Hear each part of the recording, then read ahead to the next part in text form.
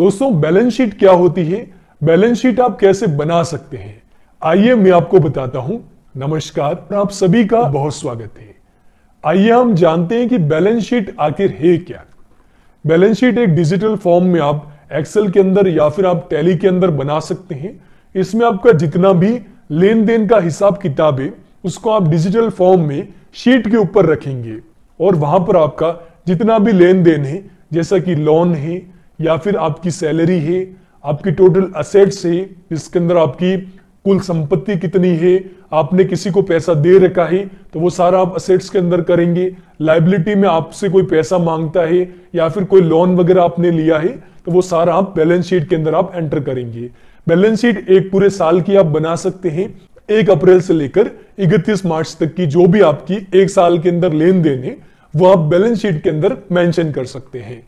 तो आशा करता हूं कि बैलेंस शीट के बारे में आपको मेन जो इंपॉर्टेंट जानकारी है वो मिल गई होगी। तो बैलेंस शीट आखिर आप बनाएंगे कैसे, वो इस वीडियो में मैं आपको समझाने वाला हूं। बहुत आसान तरीका मैं आपको बताऊंगा, साथ में मैं आपको एक्सेल का फाइल भी दूंगा जो कि आप डाउनलोड करके रख सकते हैं और इजीली आप बैलेंस शीट बना सकते हैं। तो आइए हम कंप्यूटर स्क्रीन पर चलते हैं और एक्सेल के अंदर बैलेंस शीट बनाते हैं। तो यहां पर दोस्तों हम कंप्यूटर स्क्रीन पर आ चुके हैं और अभी हम MS एक्सेल के अंदर हैं। तो बैलेंस शीट किनको बनाने की जरूरत है? ITR 3 जिसके अंदर इंडिविजुअल या फिर अगर आप अपने बिजनेस के लिए अगर आप बैलेंस शीट बनाना चाहते हैं तो बना सकते हैं। बाकी कंपनी और ट्रस्ट के लिए अलग से बैलेंस शीट बनती है और थोड़ा सा मेथड अलग रहता है। इस वीडियो के अंदर मैं आपको balance sheet, trading account, profit and loss, इसके साथ में मैं आपको कैपिटल अकाउंट कैसे क्रिएट करते हैं उसके बारे में बताने वाला हूं। साथ में आपको एक्सेल का मैं फाइल भी देने वाला हूं। वीडियो के डिस्क्रिप्शन के अंदर आपको फाइल भी मिलेगा जिसमें आप कुछ चेंजेस करके आप अपनी बैलेंस शीट तैयार कर सकते हैं बहुत आसान तरीके से। वीडियो काफी लंबा होगा क्योंकि इसमें एक एक चीज मैं आपको क्लियर और स्टेप बाय स्टेप समझाने वाला हूं। आइए हम इस वीडियो को शुरू कर लेते हैं। वीडियो अच्छा लगे तो लाइक और शेयर करें। अब देखो बैलेंस शीट कब बनाई जाती है। अगर आप जैसे इंडिविजुअल हैं, आप अकेले अगर आप कोई काम कर रहे हैं, कोई बिजनेस कर रहे हैं अपने नाम से या फिर किसी फर्म के नाम से, और अगर आप साथ में ट्रेडिंग करते हैं, ट्रेडिंग यानी अगर आप कोई माल खरीदते हैं, कोई माल बेचते हैं, कोई आप क्विंटल में खरीदते हैं, क्वांटिटी में खरीदते हैं, यूनिट में खरीदते हैं, तो आपको सबसे पहले ट्रेडिंग अकाउंट बनाना पड़ेगा। ट्रेडिंग अकाउंट बनाने के बाद में ही बैलेंस शीट तैयार करनी होती है। तो आइए मैं आपको बताता हूं स्टेप बाय स्टेप। तो सबसे पहले हमें अपना ट्रेडिंग अकाउंट क्रिएट करना है। ट्रेडिंग अकाउंट कैसे बनाएंगे? सबसे पहले आपको अपनी फर्म का नाम, कोई कंपनी है तो कंपनी का नाम, बैलेंस शीट सभी बना सकते हैं। उसके बाद में एड्रेस और उसके बाद में जो फर्म का ओनर है जो चला रहा है वो उसका आप नाम यहां पे लिख सकते हैं। देखो इसमें क्या होता है कि बैलेंस शीट जो होती है वो एक डेट के ऊपर निर्भर करती है कि जो साल है उसका जो 31 मार्च जो फाइनेंशियल ईयर का लास्ट डे है उस समय आपके पास में कितना स्टॉक था, कितना आपके पास में बैंक अकाउंट के अंदर आपका पैसा बचा हुआ है और उस डेट के अंदर अंदर आपने कितना खर्चा कर दिया है, आपने कितनी इनकम कर ली है, वो आपको इस डेट के ऊपर आपको कंप्लीट करके बैलेंस शीट तैयार करनी पड़ती है। इसके अलावा प्रॉफिट एंड लॉस वगैरह अगर आप बना रहे हैं तो वो आप क्या कर सकते हैं, साल के हर दिन का आप जोड़ सकते हैं, लेकिन बैलेंस शीट अंत में आती है। तो ट्रेडिंग अकाउंट की हम बात कर रहे थे। ट्रेडिंग अकाउंट के अंदर आप जैसे कि कोई अगर माल खरीद रहे हैं तो सबसे पहले तो आपको अपना ओपनिंग स्टॉक देना पड़ता है। ओपनिंग स्टॉक कौन सा? जो पिछले साल जब आपने क्लोज किया था, क्लोज करने के टाइम में आपने 1 अप्रैल से शुरू किया तो उस टाइम आपका स्टॉक कितना था। जैसे कि अगर आपने क्विंटल के अंदर कोई माल आपने पिछले साल का बचा हुआ था, जैसे कि 5,50,000 रुपए का पिछले साल का माल बचा हुआ था जो कि आपने इस साल एंट्री करवाई थी ओपनिंग स्टॉक के अंदर, तो यहां पर हमने ये लिख दिया। उसके बाद में आपने इसी साल मतलब कि 1 अप्रैल 2020 से लेकर 31 मार्च 2021 तक इस साल के अंदर अगर आपने कोई माल खरीदा है, जैसे कि हमने परचेज किया है, मान लीजिए क्विंटल में खरीदा है, यूनिट खरीदे हैं, क्वांटिटी ली है, जैसे कि 2.5 लाख का अगर हमने माल खरीदा है। अब हम क्या करेंगे, हम ट्रेडिंग अकाउंट बना रहे हैं। तो ट्रेडिंग अकाउंट के अंदर आपने इस साल, इस पूरे साल में 1 अप्रैल से लेकर 31 मार्च तक आपने कितनी सेल करी है, जैसे कि 5.5 लाख पिछले साल का था जो कि हमने ओपनिंग स्टॉक में ले लिया, और परचेस हमने और माल खरीद लिया, हमने सेल कर दी कितनी, 4,85,000 रुपए की। तो अभी हमारे पास में जो क्लोजिंग स्टॉक है, यानी कि अगर हम इस साल इसको कंप्लीट कर रहे हैं, एंट्री कर रहे हैं, तो हम क्या करेंगे, क्लोजिंग स्टॉक 31 मार्च तक हमारे पास में कितना बचा है, 3,86,000 रुपए का बचा है। तो हमने इस गुड्स के ऊपर प्रॉफिट कितना कमाया है, ग्रोस प्रॉफिट हमने 71,000 कमाया है। ये हमारा प्रॉफिट रहेगा। इसमें से आप अपने खर्चे और निकाल सकते हैं, इसको कम करने के लिए आप अपने खर्चे और इसमें ऐड कर सकते हैं। यहां पर हमने गुड्स 1 और गुड्स 2 अकाउंट बनाए, यानी कि अगर आप मल्टीपल प्रोडक्ट खरीदते हैं या फिर आपने कोई माल खरीदा है जो कि अलग अलग है, जैसे कि एक आपने क्या कर लिया है, मान लो आपने गेहूं की बोरियां खरीदी है क्विंटल के अंदर, और एक आपने चावल की खरीदी है, तो इसका आप अलग अलग यहां पे मेंटेन रख सकते हैं। और जितने भी आपके अलग अलग प्रोडक्ट हैं उस पर आपने कितना कमाया है, कितना प्रॉफिट किया है, आगे से आगे आप नीचे यहां पर और बना सकते हैं। अब जैसे इस पर ये मान लीजिए कि ये गेहूं था जो हमने खरीदा था और बेचा भी था, तो इस पर हमने ग्रोस इनकम कितनी करी है, ग्रोस प्रॉफिट 71,000 किया है, और चावल पे हमने कितना कर दिया है, 10,900 रुपए कमाए। अब इसमें क्या होता है कि ट्रेडिंग अकाउंट के बाद में आपको अपना प्रॉफिट एंड लॉस अकाउंट बनाना पड़ता है कि आपको फायदा हुआ है या फिर नुकसान हुआ है। तो पीएनएल अकाउंट बनाना पड़ेगा आपको। तो उसके लिए हमने यहां पर देखो पीएल अकाउंट दे रखा है, प्रॉफिट एंड लॉस अकाउंट दे रखा है। ये भी पूरे उस लास्ट साल के अंदर जो अंत में हमने एंट्री करी है उस पर निर्भर करेगा। यहां पर भी वही आएगा, आपके फर्म का नाम, एड्रेस और आपका ओनर का नाम। अब इसके अंदर हमें क्या करना है, देखो अगर आप प्रॉफिट एंड लॉस अकाउंट बनाते हैं और अगर आप ट्रेडिंग कर रहे हैं तो ट्रेडिंग के आपको कुछ समरी आपको ऊपर देनी पड़ेगी। ट्रेडिंग अकाउंट अगर आप बना रहे हैं, ट्रेडिंग का अगर आप काम कर रहे हैं और प्रॉफिट लॉस अकाउंट भी आपको चाहिए, तो आपको सबसे पहले ट्रेडिंग अकाउंट का ऊपर मेंशन करना पड़ेगा कि आपने कितना माल लिया था और कितना आपने बेचा था और आपको ग्रोस प्रॉफिट कितना हुआ था। हमने ले लिया यहां पर ओपनिंग स्टॉक इतना, हमने परचेज कर लिया इतना, सेल कर लिया इतना, और हमारे साल के अंत में इतना बचा, और हमें ग्रोस प्रॉफिट कितना हुआ वो ऑटोमेटिकली इस फाइल के अंदर यहां पर शो करेगा। देखो ट्रेडिंग अकाउंट के अंदर हमने 2 प्रॉफिट किए थे, पहला गुड्स 1 के अंदर 71,000 और ग्रोस प्रॉफिट के अंदर 10,900। अब देखो यहां पर ये ऑटोमेटिकली कैलकुलेट करके ग्रोस प्रॉफिट आ चुका है। अब यहां पर भी आपको प्रॉफिट के साथ साथ में अगर आपको क्या करना है, कोई आप अदर काम कर रहे हैं और कहीं से कमीशन आ रहा है और कोई कहीं पर आपने खर्चा कर दिया है, इंटरेस्ट भी आपको मिल रहा है, कहीं से और सैलरी भी मिल रही है, तो उसको आप कैसे करेंगे इसके अंदर धीरे धीरे मैं आपको सारा कुछ बताने वाला हूं। ट्रेडिंग का खत्म करने के बाद में सैलरी वालों का भी नंबर आएगा कि जिनको केवल सैलरी मिलती है तो वो कैसे बनाएंगे, जो केवल क्या करते हैं पूरा एक बिजनेस हैंडल कर रहे हैं तो उनका कैपिटल कैसे बनेगा वो भी मैं आपको बताऊंगा। अब देखो यहां पे क्या हुआ, ये अपने ट्रेडिंग अकाउंट की पूरी समरी आ चुकी है। अब यहां पर हमें क्या करना है, अब यहां पर हमें क्या करना है, अपना जो खर्चा है वो हमें यहां पे दिखाना पड़ेगा। तो खर्चा दिखाने के लिए जैसे कि अगर आपने किसी को सैलरी दी है तो खर्चे सारे आपके क्या आएंगे, लेफ्ट साइड की तरफ आएंगे, और जितनी भी इनकम होगी वो आपकी राइट साइड में आएगी। तो खर्चे जैसे कि किसी को आपने अगर सैलरी दी, आपके कोई इंप्लॉय हैं जिनको आप काम पे रखे हुए हैं, कर्मचारी हैं, उनको आपने सैलरी दी तो वो इसमें आएगी। बैंक का आपको कोई चार्ज लगा, कोई भी चार्ज यहां पर आप अपनी इच्छा से लिख सकते हैं, कोई चार्ज लगाए, आपने बाइक रिपेयर करवाई। डेप्रिसिएशन कैसा होता है, डेप्रिसिएशन के लिए मैंने अलग से एक दे रखा है, जो भी आपकी संपत्ति है जो आप खरीदते हैं फिक्स असेट्स से, उस पर आपको हर साल कुछ ना कुछ डेप्रिसिएशन देना पड़ता है। डेप्रिसिएशन यानी जो आपका माल पुराना हो रहा है, जो फिक्स असेट्स है, कोई आपने प्रोडक्ट लिया है वो पुराना हो रहा है तो उस पर हमें हमेशा डेप्रिसिएशन देना पड़ता है। डेप्रिसिएशन यानी कि कुल संपत्ति में से माइनस होता है।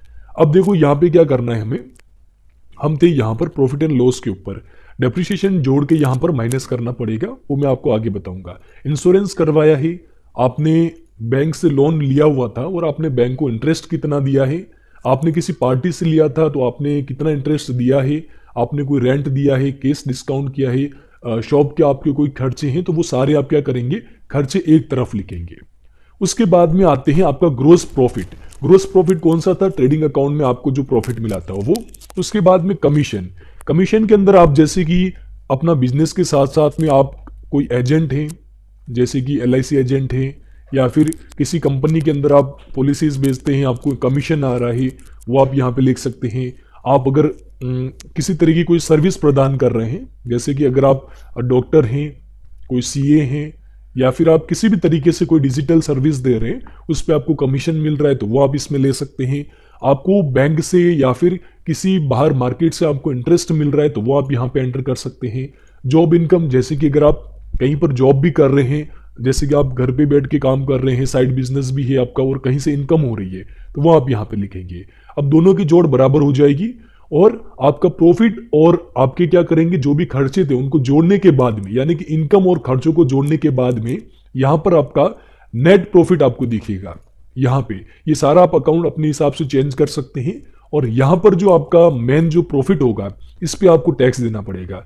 यानी कि आपने 8,40,000 रुपए का टोटल इनकम भी कर लिया है और इस पे आपने अपने खर्चे भी माइनस कर लिए और आपका जो अमाउंट नेट प्रॉफिट बच रहा है 2,59,390 रुपए, ये आपके अलग अलग आ सकते हैं। जैसा आपका होगा अमाउंट जो होगा वो आप एंटर करेंगे तो इस पे आपको टैक्स देना पड़ेगा गवर्नमेंट को। ओके, तो हमने ट्रेडिंग अकाउंट के बारे में क्लियर कर लिया है। ट्रेडिंग अकाउंट के बाद में हम जाते हैं सीधा प्रॉफिट एंड लॉस अकाउंट पे, only profit and loss account पे। ये रहा प्रॉफिट एंड लॉस अकाउंट। अगर आप ट्रेडिंग नहीं करते हैं तो इसको यहां से आप हाइड कर देना, प्रॉफिट एंड लॉस अकाउंट को भी आप यहां से हाइड कर देना। अब देखो only profit and loss account, जैसे कि अगर आपको सैलरी मिल रही है कहीं से, केवल और केवल सैलरी मिल रही है, थोड़ा बहुत आप कमीशन भी करते हैं, अपने शॉप से भी कुछ कमा रहे हैं, थोड़ा थोड़ा आप सभी से कमा रहे हैं, तो आपको इसमें क्या करना है, आप अपने क्या करेंगे, केवल इनकम और खर्चों को यहां पर एंटर करेंगे। फर्म का नाम ऊपर आएगा, आपके एड्रेस, आपका जो भी ऑनर नेम है, आप अगर खुद हैं तो आप खुद का नाम लिखेंगे, इसकी जगह भी आप अपना खुद का नाम लिख सकते हैं। और ये भी अपना जो फाइनेंशियल एंड होता है 31 मार्च को, उसके बराबर आपको कितना बच रहा है वो आपको जोड़ना है। पूरे साल के अंदर आपने क्या क्या कर दिया है। आपको सबसे पहले खर्चे क्या करने हैं अपने लेफ्ट साइड में लिखना है और जो इनकम आपने करी है वो आपको राइट साइड में लिखनी है। आपने जैसे मान लो कहीं से कमीशन कमाया है, बैंक से आपने ब्याज लिया है, मतलब कि आपको इंटरेस्ट मिला है बैंक से। आप कहीं पे जॉब करते हैं तो आपको सैलरी मिली है। आप कोई सर्विसेज अगर लेते हैं, जैसे कोई किसी को आप सर्विस दे रहे हैं, कोई भी सर्विस हो सकती है, आप डॉक्टर हैं, आप कोई अगर क्या बोलते हैं उसको, डॉक्टर हैं, सीए हैं, एडवोकेट हैं, आप कुछ भी हैं, तो वो सारा आप इस तरफ आपने लिखेंगे और खर्चे आप इस तरफ लिखेंगे। किसी को सैलरी दे रहे हैं तो ठीक है, अगर नहीं दे रहे हैं तो ये आप हटा सकते हैं, सैलरी अगर आप नहीं दे रहे हैं तो। बैंक चार्ज, उसके बाद में जितना भी आपका खर्चा था वो सारा आप लिखेंगे और ये आपका नेट प्रॉफिट आएगा। ठीक है, नेट प्रॉफिट ये ऑटोमेटिक हमने कर रखा है, ऑटोमेटिक फॉर्मूला एंटर कर रखा है, तो जितना भी नेट प्रॉफिट होगा वो आपको यहां पर शो कर जाएगा अगर आप normal profit and loss account बनाना चाहते हैं तो भी।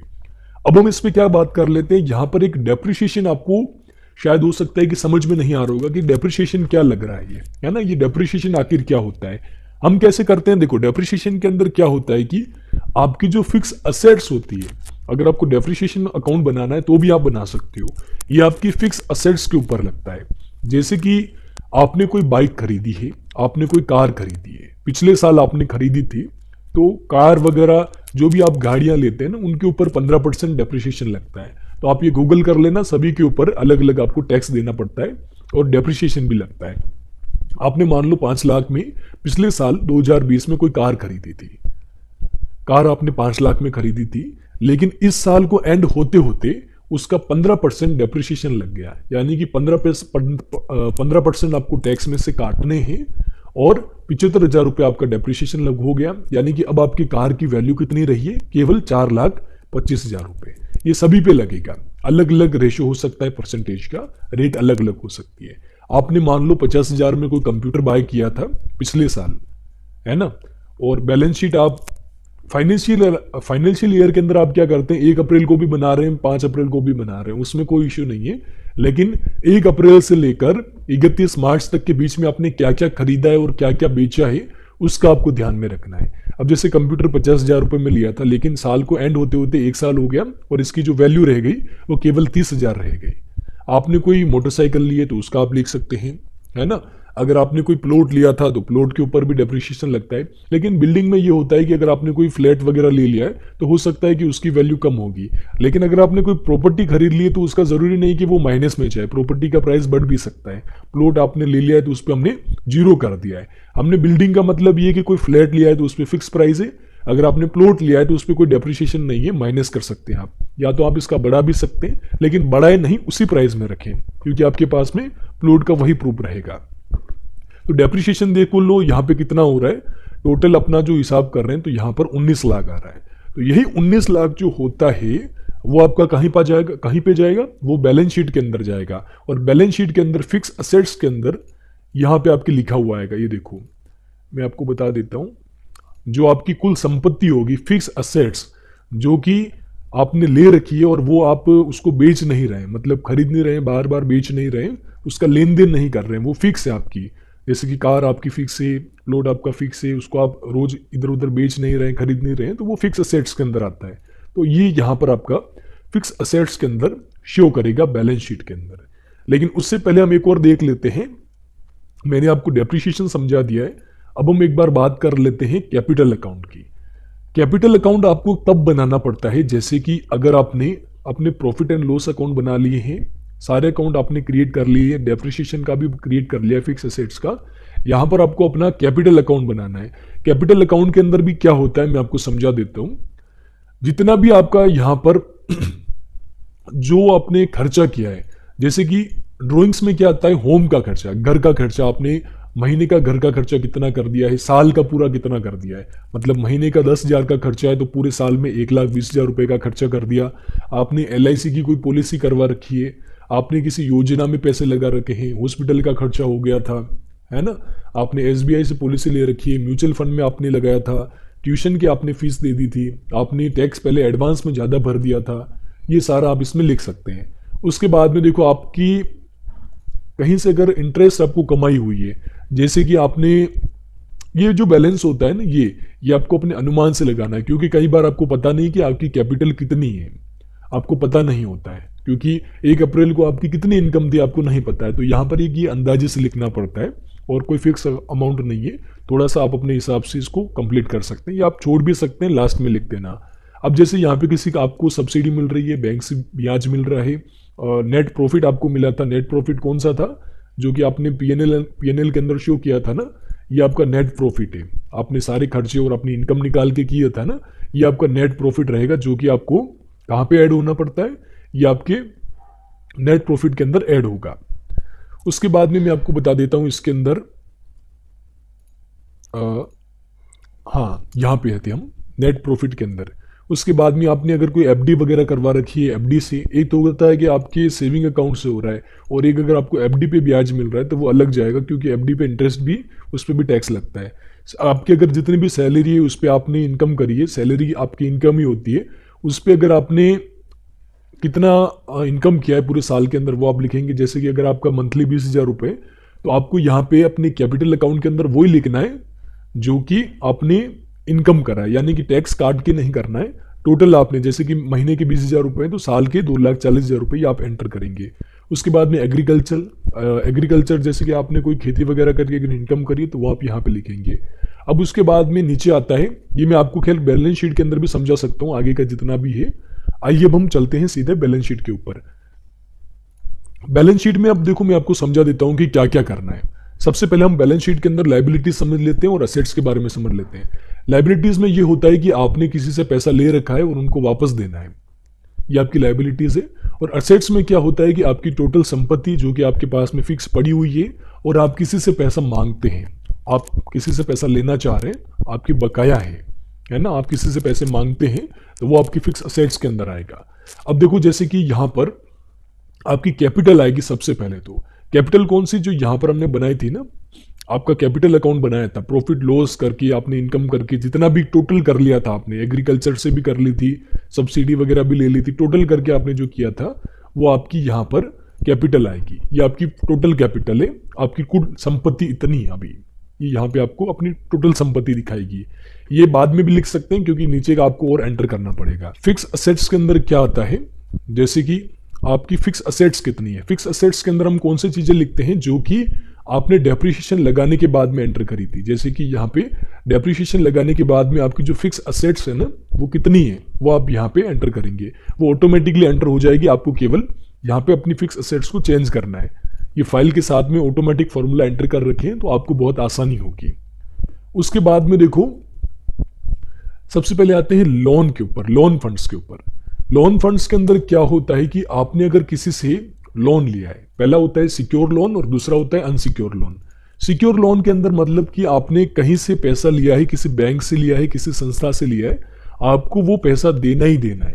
अगर नहीं देंगे तो आप लॉस में जाएंगे, क्योंकि आपको इंटरेस्ट ज़्यादा देना पड़ेगा। तो यहाँ पर जो सिक्योर लोन होते हैं, जैसे कि अगर आपने किसी अपने सीसी अकाउंट से लिया है, करंट अकाउंट से लिया है लोन, आपने अगर बैंक से लिया है, अगर आपने कार लोन लिया है, किसी बैंक से और ले लिया है, अलग अलग बैंकों से आपने लोन लिया है, तो वो सारा आपका सिक्योर लोन होगा। ये आपको किसी भी हालत में देना ही देना है। तो यहां पर आपको सही एंट्री करनी है अपने सिक्योर लोन की। सिक्योर लोन के बाद में दूसरा आता है अनसिक्योर लोन। इसमें वही है ना, लाइबिलिटीज में आपके जितने भी आपसे पैसे मांगते हैं वो लोग आएंगे, और असेट्स में आपकी जितनी संपत्ति है और आप जिससे पैसा मांगते हैं वो आप इस तरफ लिखेंगे। अनसिक्योर में मतलब कि आपने अगर किसी व्यक्ति से पैसे लिए हैं, चाहे वो आपके फैमिली मेंबर हैं, रिलेटिव हैं, अगर आपने उनसे पैसा उधार लिया है तो आप उनका यहाँ पर आप क्या करेंगे, एंट्री करेंगे। जैसे कि यहाँ पर 3 लोगों से अगर इनसिक्योर पैसा लिया हुआ है, मतलब कि कोई वहाँ पे डॉक्यूमेंट्स वगैरह ऐसा कोई प्रूफ नहीं है, लेकिन पैसा उधार लिया है, तो वो आप यहाँ पे लिखेंगे। तो यहाँ पर आपका अनसिक्योर लोन में आएगा। जैसे टोटल अमाउंट आप यहाँ पे अपना अमाउंट चेंज कर सकते हैं। ज़्यादा अगर लोगों से लिए तो आप इसी को आप क्या कर सकते हैं, यहाँ पर एंटर कर सकते हैं, तो टोटल यहाँ पर नया हो जाएगा। जैसे कि 6,85,600 रुपये अनसिक्योर लोन है। उसके बाद में नीचे आपको क्या करनी है, अपनी करंट लाइबिलिटीज लिखनी है। संडे क्रेडिटर्स क्या होते हैं, इसमें आपको क्या करना पड़ता है, जैसे कि आपने किसी से पैसा लिया है ना, ये आप आपके फैमिली मेंबर हो सकते हैं। अनसिक्योर के अंदर भी वही आते हैं, लोन के अंदर ही, और संडे क्रेडिटर्स के अंदर भी वही आते हैं कि इनने आपने क्या कर दिया है, इनसे पैसा लिया हुआ है, आपको ये पैसे उनको वापस देने पड़ेंगे। अनसिक्योर के अंदर भी वही आते हैं, लेकिन संडे क्रेडिटर्स के अंदर ये आपके फैमिली मेंबर हो सकते हैं, आपके कोई रिश्तेदार हो सकते हैं, उनको आपको पैसा देना पड़ता है, आपने लिए हुए हैं, तो वो आपको यहाँ पे एंटर करने हैं। अनसिक्योर और संडे क्रेडिटर्स के अंदर ज़्यादा कोई फर्क नहीं है, दोनों एक ही जैसे रहेंगे। उसके बाद में आपने एक्सपेंसेस पेबल करना है। जैसे कि मान लो कोई सैलरी थी जो आके आपने नहीं दिए, बाकी है सैलरी, आप अगले साल देंगे।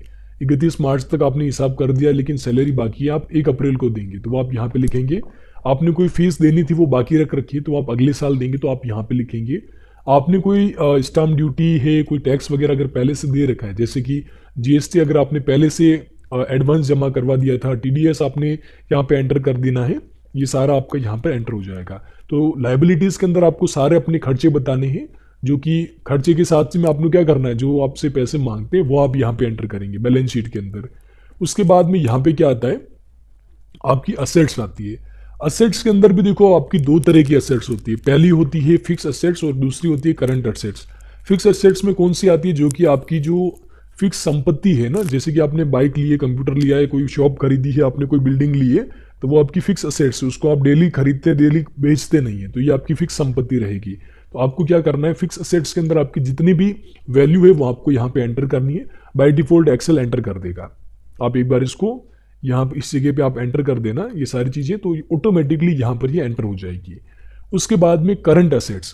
करंट असेट्स के अंदर क्या आता है, चलती फिरती असेट्स, यानी कि आप कोई भी अगर आप शेयर मार्केट में इन्वेस्ट कर रहे हैं, स्टॉक में अगर आप कर रहे हैं, तो स्टॉक में क्या है कि कोई फिक्स नहीं है कि वो 1 साल आपके पास में रहेगा, 2 साल आपके पास में रहेगा, आप खरीदेंगे बेचेंगे, खरीदेंगे बेचेंगे। तो आपकी जो स्टॉक के अंदर जो ट्रेड हुई है वो आपको यहाँ पे एंटर करनी है। जैसे कि ट्रेडिंग अकाउंट के अंदर जितनी भी आपकी क्या हुई है, यहाँ पर आपके पास में स्टॉक का जो जितना बच रहा है, जो संपत्ति आपके लास्ट में बची हुई है, वो आपको यहाँ पे एंटर करनी है। अब आता है सन्डी डेप्टर्स। डेटर्स में क्या होता है कि इसके अंदर आपसे क्या होता है कि आप इन लोगों से पैसे मांग रहे हैं, यानी कि सन्डी डेप्टर्स, आप किसी से पैसा मांगते हैं, आपने किसी को उधार दे रखा है, और इसके लिए हमने दे रखा है एज पर शेड्यूल एफ।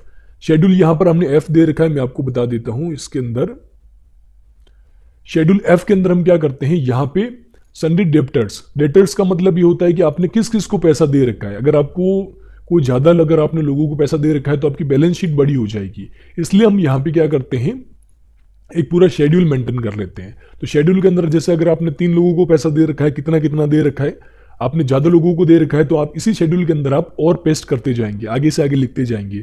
तो आपने कितना पैसा दे रखा है वो आप क्या करेंगे, यहाँ पर अपने अंदर एंटर करेंगे। यहाँ पर देखो जैसे कि 10,80,000 रुपये, 10,80,700 रुपये दे रखे हैं, आपने किसी लोगों को, किसी व्यक्ति को, किसी फर्म को आपने अगर उधार दे रखे हैं तो यहां पर आप क्या देखेंगे, 10,80,000 रुपए यहां पर कितने हैं, सन्ड्री डेप्टर्स के हैं, यानी कि आपने किसी को दे रखे। तो आप यहां पर जितना भी एंटर करेंगे वो बाय डिफॉल्ट ऑटोमेटिकली यहां पर एंटर हो जाएगा।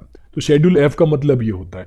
शेड्यूल ई का भी हमने दे रखा है कि शेड्यूल ई के अंदर अगर आपने अलग अलग अपना ट्रेड किया हुआ है, अलग अलग आपने स्टॉक मेंशन किया हुआ है, तो उसके लिए भी आप यहाँ पे देख सकते हैं। मैं आपको बता देता हूँ, शेड्यूल ई हमने दे रखा है। जैसे कि गुड्स वन के अंदर अगर आपने जैसे कि गेहूं लिया है, चावल लिया है, आपका कोई भी बिजनेस है, तो आप यहाँ पे उसका नाम मेंशन कर सकते हैं कि हमारे पास में गेहूं का इतना स्टॉक है, चावल का इतना स्टॉक है।